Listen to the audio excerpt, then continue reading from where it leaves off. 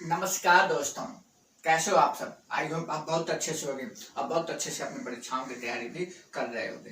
Daily की तरीके से मैं आपके सामने प्रेजेंट हूँ। आज 6 अगस्त के कुछ इंपॉर्टेंट प्रश्नों को लेकर यहाँ पर 6 प्रश्नों को दिया गया है, लेकिन यहाँ पर हमारे द्वारा इन प्रश्नों से रिलेटेड स्टैटिक जीके को भी बहुत अच्छी तरीके से एक्सप्लेन किया जा रहा है, क्योंकि आपको पता होगा कि आजकल जितने भी कॉम्पिटिटिव एग्जाम्स होते हैं उन एग्जाम्स में करंट अफेयर क्वेश्चंस तो आते ही हैं, लेकिन जो स्टैटिक जीके बनता है वो करंट अफेयर क्वेश्चंस के ऊपर ही बेसिस रहता है। और इन प्रश्नों को सॉल्व करने के बाद इससे रिलेटेड ऑब्जेक्टिव सॉल्व करना है तो आप नीचे लिंक डिस्क्रिप्शन बॉक्स में दिया गया है, वहां से जा करके ऑब्जेक्टिव भी सॉल्व कर सकते हैं। आप हमारे यूट्यूब चैनल को सब्सक्राइब कर अपनी तैयारी को अच्छा कर सकते हैं। और वीडियो आपको ये लेक्चर से करंट अफेयर क्वेश्चंस आपको पसंद आए तो इसे ज्यादा से लाइक कीजिएगा, शेयर कीजिएगा और हमारे चैनल को सब्सक्राइब कीजिएगा। तो चलिए इन प्रश्नों को शुरू करते हैं। और हाँ, यदि आपने चैनल को सब्सक्राइब कर लिया है तो तहे दिल से आप सभी को बहुत बहुत धन्यवाद। पहला प्रश्न है कि हिरोशिमा दिवस कब मनाया जाता है। तो इस प्रश्न का उत्तर देने से पहले मैं आपको बताऊं कि विश्व के अंदर 2 विश्व युद्ध हुए। पहला विश्व युद्ध हुआ था 1914 से लेकर 1918 तक और दूसरा विश्व युद्ध जो हुआ था 1939 से लेकर 1945 के समय हुआ था।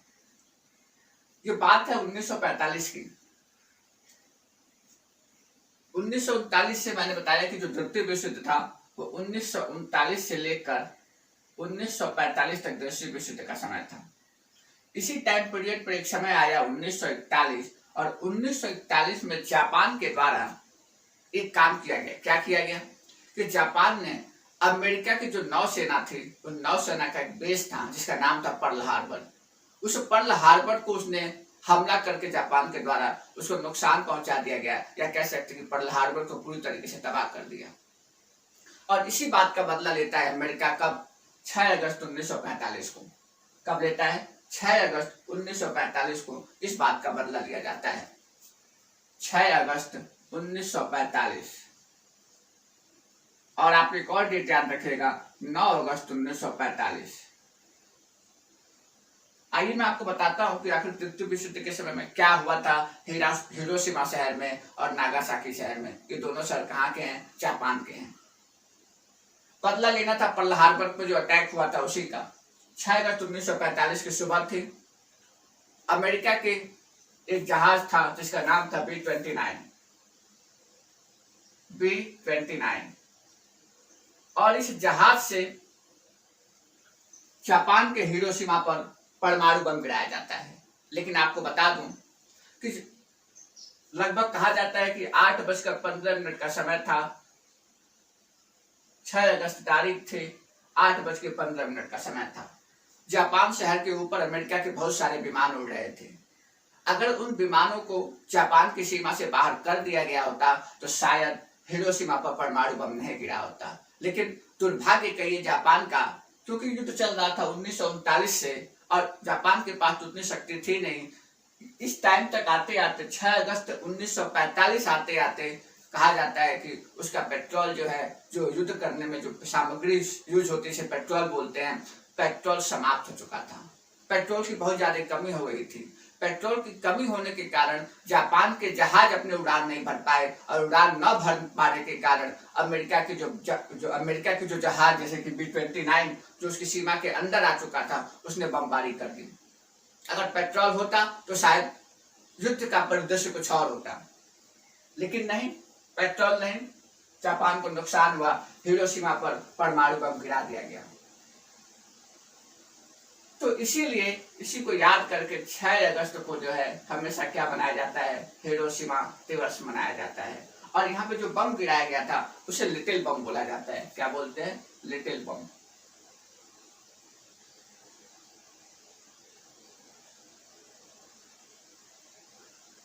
उसके बाद 9 अगस्त को भी 9 अगस्त 1945 को बम गिराया गया, उसे बोलते हैं फैट मैन। आपको ये जानकर बहुत ही आश्चर्य होगा कि उस समय जो अमेरिका के विदेश मंत्री थे, उस विदेश मंत्री ने जब 6 अगस्त को यहाँ पर परमाणु बम गिरा दिया गया, उसके बाद उन्होंने लगभग कहा जाता है कि 4 शहरों की लिस्ट बनाई थी कि इसमें यहाँ पर बम गिराना है। उसी में एक शहर था हिरोशिमा।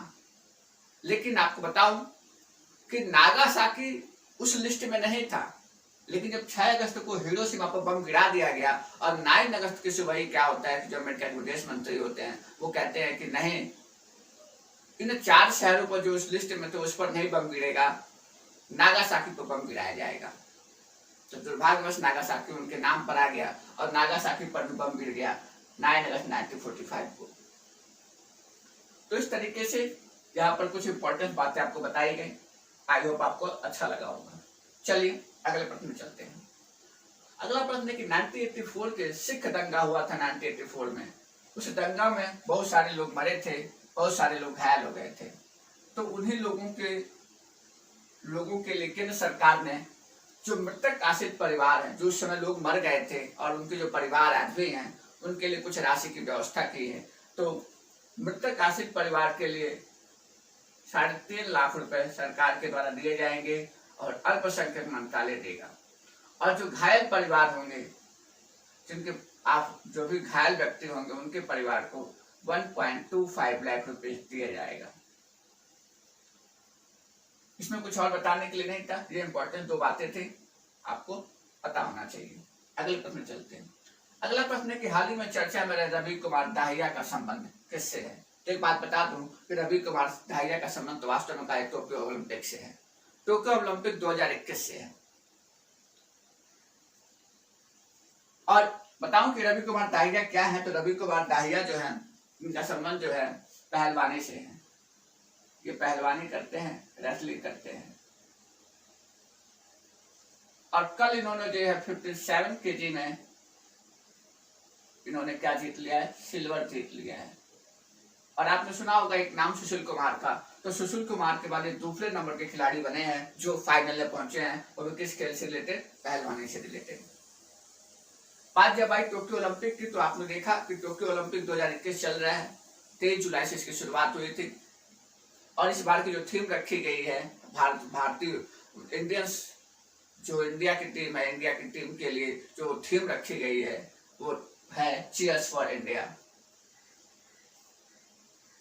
और अभी तक ओलंपिक में कितने अवार्ड मिल चुके हैं तो बताऊं, मीराबाई चानू, पीवी सिंधु और लोवलिना बोरगोहेन, इन्होंने सिल्वर जीता, इन्होंने ब्रोंज जीता, इन्होंने ब्रोंज जीता। और एक नए खिलाड़ी आ गए रवि कुमार दाहिया, इन्होंने भी सिल्वर जीत लिया। तो आप लिख सकते हैं रवि कुमार दाहिया, इन्होंने क्या जीता, सिल्वर जीता। तो इस तरीके से चीजों को आप बार बार रिकॉल भी करते रहेंगे तो चीजें आपको अच्छी तरीके से तैयार हो जाएंगी। अगले प्रश्न में चलते हैं। अगला प्रश्न जो है एक्सपोर्ट से रिलेटेड है। क्या प्रश्न है, एपिटा। एपिटा क्या है, एक संस्था है। क्या नाम है इसका फुल फॉर्म, देखिए कृषि एवं प्रसंस्कृत खाद्य उत्पाद निर्यात विकास प्राधिकरण। एक विकास प्राधिकरण है, वो क्या करता है, जितने भी एग्रीकल्चर और प्रोसेसिंग फूड होते हैं उनका एक्सपोर्ट करता है। इसके द्वारा क्या किया गया है, किसी यूनिवर्सिटी के साथ यहाँ पर कृषि उत्पाद के निर्यात को बढ़ावा देना है तो समझौता हुआ। कहने का मतलब कि आजकल सरकार की तरह, जैसे सरकार ने भारत सरकार के द्वारा आत्मनिर्भर भारत अभियान की बात की गई, उसी समय से देखा जाए तो बहुत अधिक से अधिक कृषि उत्पाद को, जो हम भारत के कृषि उत्पाद हैं उनको बढ़ावा देने की कोशिश की जा रही है, उनके निर्यात को बढ़ावा देने की कोशिश की जा रही है। और इसीलिए भारत सरकार के द्वारा बहुत सी वस्तुओं को जीआई टैग दिया जा रहा है, क्योंकि वस्तुओं को जब जीआई टैग दे दिया जाता है तो वस्तुएं विश्व प्रसिद्ध हो जाती है, और जब वस्तुएं विश्व प्रसिद्ध हो जाती है तो उसका निर्यात भी बढ़ जाता है। तो निर्यात को ही बढ़ावा देने के लिए एक संस्था है एपिडा, और इसका हेडक्वार्टर जो है दिल्ली के अंदर है। ये संस्था स्टैब्लिश होती है 1986 में।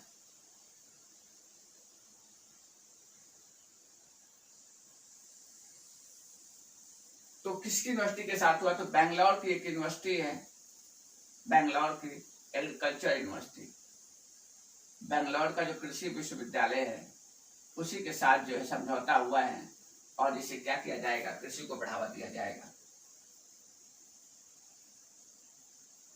इसके जो चांसलर है यूनिवर्सिटी के डॉक्टर एस राजेंद्र प्रसाद जी जो है इसके चांसलर हैं।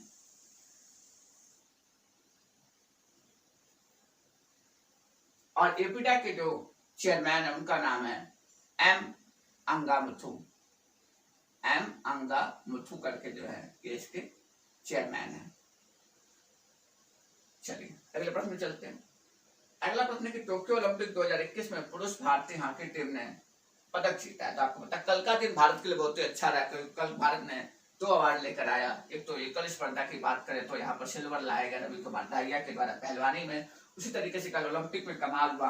और कहा जाए तो सही आंसर बताऊं तो भारतीय हॉकी टीम ने 41 वर्ष बाद जो है क्या जीता है, पदक जीता। वो भी कौन सा पदक जीता, तो ब्रोंज जीता। ब्रोंज किसको हराया, तो जर्मनी को हराया। कितने से हराया, तो 5-4 से हराया। 1968 के अंदर ओलंपिक के अंदर भारत ने ब्रोंज जीता। 1972 में भारत ने ब्रोंज जीता। 1980 में भारत ने गोल्ड जीता हॉकी में। तो देखा जाए तो लगभग 41 साल हो गया और 2021 में भारत ने फिर ब्रोंज जीता। तो वास्तव में देखा जाए तो 4 ओलंपिक में हमें अवार्ड मिल चुके हैं और एक ये मिला जाएगा हॉकी का तो 5 हो जाएगा। चलते अगले प्रश्न पर। अगला प्रश्न है कि असम सरकार ने विकास करने के लिए, मतलब अपना असम सरकार जो अपने यहाँ इंफ्रास्ट्रक्चर को डेवलप करना चाहते हैं, अपने यहाँ हेल्थ को, अपने यहाँ रोड को, अपने यहाँ एजुकेशन को, हर सेक्टर में बढ़ावा देना चाहती है। उसी के लिए उसने किसी संस्था के साथ समझौता किया और कितने करोड़ रुपए का, 13,200 करोड़ रुपए का समझौता हुआ। किसके साथ हुआ, तो नाबार्ड के साथ हुआ। नाबार्ड के साथ हुआ। बात आई असम की, तो असम की राजधानी जो है दिसपुर है। लेकिन अगर आप देखेंगे कि असम की सबसे लार्जेस्ट सिटी की बात की जाए तो दिसपुर नहीं, गुवाहाटी है। और असम और भी बहुत से कारणों से फेमस रहा कि असम को हम लोग कहते हैं कि भारत का सबसे बड़ा बांस का उत्पादक असम है। बांस सबसे ज्यादा कहाँ होता है, असम के अंदर होता है। चाय का बागान, भारत का चाय का बागान किसे बोलते हैं, असम को ही बोलते हैं।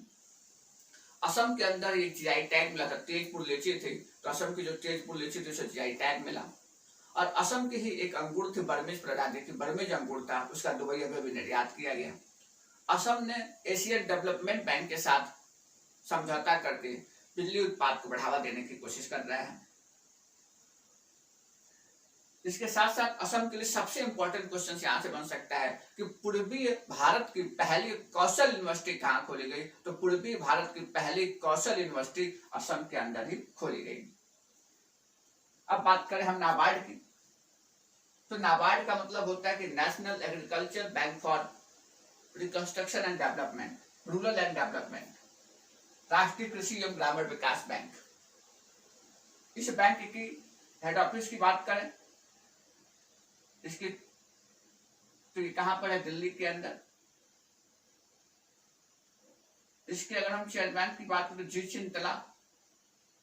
चिंतला इसके चेयरमैन है। और नाबार्ड स्टैब्लिश होता है 1981 में, इससे रिलेटेड एक्ट आता है 1982 के अंदर ये स्टैब्लिश होता है। तो नाबार्ड नाम से के लिए राष्ट्रीय कृषि एवं ग्रामीण विकास बैंक, ये कृषि को बढ़ावा देगा और ग्रामीण क्षेत्रों की अवसंरचनाओं को, वहां के इंफ्रास्ट्रक्चर को डेवलपमेंट करने का काम करेगा। पहले के समय में कहा जाए तो 1982 के पहले चलने क्या होता था कि कृषि एवं ग्रामीण विकास के लिए जो फंड होता था, फंड आरबीआई के द्वारा ही जारी किया जाता था। लेकिन 1981 में कमेटी आई, बी शिवरामन कमेटी, और उस कमेटी की सिफारिश पर क्या हुआ कि नाबार्ड स्टैब्लिश हुआ। नाबार्ड के रिलेटेड पार्लियामेंट में 1981 को एक एक्ट आया और 1982 में इसे स्टैब्लिश कर दिया गया। तो इस तरीके से आज के इंपॉर्टेंट प्रश्न समाप्त हुए। वीडियो आपको कैसा लगा कमेंट बॉक्स में आप बताइएगा। वीडियो पसंद हो तो इसे लाइक कीजिएगा, शेयर कीजिएगा, चैनल को सब्सक्राइब कीजिएगा, अपना ख्याल रखिएगा, अच्छे से अपनी तैयारियां करते रहिएगा। धन्यवाद, नमस्कार।